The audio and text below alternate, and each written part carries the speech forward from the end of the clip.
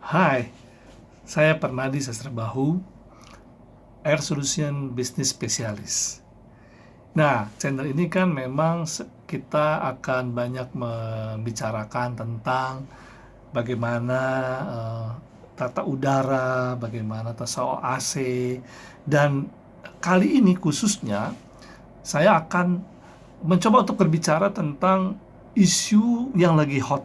Nah, isu yang saat-saat ini justru lagi sedang berkembang, sedang banyak orang memperbincangkan isu, yaitu tentang indoor air quality atau kualitas udara dalam ruangan. Nah, sejak masa pandemi ini, sejak adanya coronavirus, maka orang baru sadar bahwa ternyata kualitas udara dalam ruangan itu menjadi sebuah kebutuhan, gitu. Dulu-dulu sebelum itu nggak pernah. Jadi orang nggak akan terlalu nggak akan terlalu terlalu concern dengan hal itu. Nah, dengan adanya virus corona ini, maka baru orang akan baru baru sadar gitu. Ternyata memang hari-hari seperti ini dibutuhkan adalah satu kualitas udara dalam ruangan itu yang baik, yang bersih gitu. Nah, kalau kita berbicara tentang kualitas udara bersih dalam ruangan, maka memang yang paling mudah adalah kalau zaman dulu adalah adanya sirkulasi udara gitu zaman dulu ya. Jadi zaman dulu kalau udara masih belum terlalu panas, masih bersih, sirkulasi udara itu menjadi sebuah hal yang sederhana tapi baik gitu karena ada sirkulasi udara, semuanya akan menjadi lancar, udara dalam ruangan juga tidak tidak menjadi tempat berkumpulnya debu dan sebagainya. Tetapi hari-hari ini, sekarang ini, ketika kualitas udara di luar itu semakin buruk. Nah, contohnya, saya ini kan tinggal di Jakarta, dan katanya Jakarta itu mempunyai kualitas udara di luar atau di outdoor itu sangat buruk.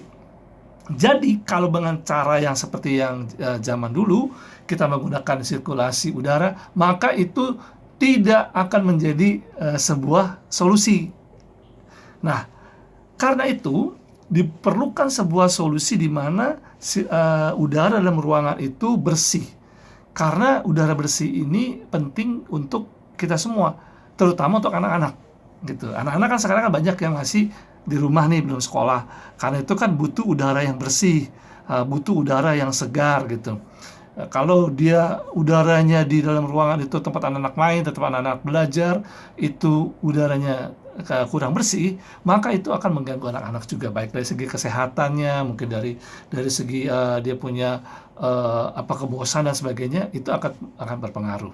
Nah, karena itu makanya sekarang isu tentang kualitas udara dalam ruangan ini menjadi penting karena bukan hanya di dalam tentang rumah, tetapi juga di kantor ataupun tempat-tempat lain. Misalnya di restoran, misalnya juga di sekolah, misalnya juga di tempat-tempat pertemuan dan sebagainya. Itu menjadi sebuah hal yang mulai sekarang diperhatikan.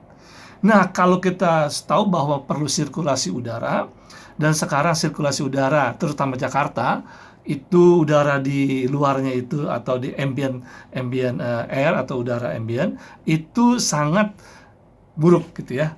Nah, bagaimana caranya? Nah, kita punya solusi sekarang sebenarnya.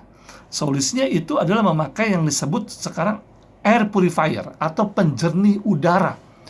Nah, sekarang persoalannya, air purifier itu begitu banyak merek, tipe, dan sebagainya, dan sebagainya. Variasi harga juga dari yang termurah sampai yang paling mahal. Nah, sebenarnya bagaimana kita memilih kira-kira air purifier yang harganya kompetitif dan masih bisa terjangkau, tapi kualitasnya yang paling bagus.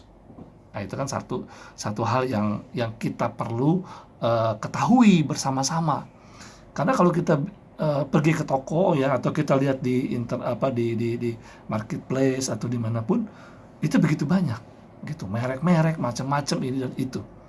Nah, tapi kita mesti memilih gitu bahwa apa yang kita beli paling tidak terjangkau dan kompetitif. Artinya kalau kita bisa membeli dengan harga yang terjangkau, yang kompetitif, maksudnya kompetitif bukan yang termurah, tapi yang terjangkau dan kompetitif. Artinya kalau kita bisa membeli yang terbaik gitu ya, artinya yang memang kualitasnya bagus, mereknya juga oke, servisnya baik, dan semua spesifikasinya bagus, bukankah itu menjadi sebuah hal yang kompetitif? Gitu, kalau kita bisa mengerti itu. Nah, jadi memang sekarang ini kita perlu suatu kualitas udara yang memang kalau untuk hal yang sederhana ya, kayak rumah, apartemen, di ruang-ruangan itu, maupun di kelas, di sekolah ya, atau mungkin di ruang pertemuan-pertemuan, kayak di auditorium dan sebagainya, kayak tempat-tempat seminar, mungkin kayak ruang ibadah, itu memang membutuhkan air purifier hari-hari ini. Nah, air purifier ini kita mesti mengerti bahwa perlu air purifier yang betul-betul bisa menghasilkan udara yang bersih. Nah, udara yang bersih itu sebenarnya sekarang banyak air purifier yang bisa menghasilkan udara yang disebut dengan PM2.5. Nah, kualitas PM2.5 itu adalah udara bersih seperti kita ada dalam ruangan operasi atau ruang OK atau ruang isolasi di rumah sakit. Gitu. Nah, biasanya PM2.5, kualitas udara sekualitas PM2.5 itu akan dihasilkan ketika udara itu melalui yang namanya HEPA filter.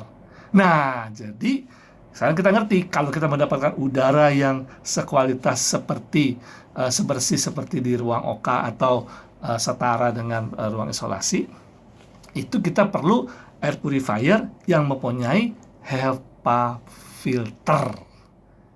Nah, itu dia. Jadi kita mesti tanya, apakah ini ada HEPA filter? Karena kalau dia punya HEPA filter, sudah otomatis bisa dipastikan dia bisa menyaring ya. HEPA filter itu bisa menyaring sebuah partikel itu 0,3 mikron, gitu. Nah, makanya disebut PM2.5. Jadi semua partikel, entah itu debu atau apapun juga, ataupun virus atau bakteri atau polutan-polutan yang lain, kalau itu 0,3 mikron, itu bisa tersaring. Sekarang persoalannya berapa persen bisa tersaring? Tidak mungkin 100%. Karena kalau 100% itu berarti materialnya adalah padat, misalnya seperti tembok atau sebagainya. Tapi kalau sebuah filter, tetap bagaimana tidak mungkin 100%. Nah, yang terbaik adalah minimum 99,95%. 0,3 mikron itu terfilter. Jadi ini paling tidak yang menjadi tolak ukurnya. Air purifier memang bisa membuat udara bersih, tapi sekualitas apa? Sekualitas PM2.5. Nah, PM2.5 itu si air purifier itu mesti memiliki HEPA filter. HEPA filter itu bisa 0,3 mikron. Ya, dia akan difilter berapa persen? Minimum 99,95%. Ada yang sudah bisa mengklaim 99,97%. Nah, itu kira-kira yang menjadi sebuah solusi yang bisa kita lakukan, bagaimana pertimbangan kita untuk bisa membeli air purifier yang baik. Ini adalah pertama ya, artinya ini dasarnya dulu. Nah, nanti dalam video selanjutnya saya akan menjelaskan lebih detail seperti apa merek apa yang saya akan coba untuk bahas. Ini bukan karena saya bekerja dalam merek itu, tetapi ini menurut saya adalah yang terbaik. Nah, nanti dalam video selanjutnya kita akan juga berbicara tentang hal itu. Nah, sekian dari saya, Permadi Sastra Bahu.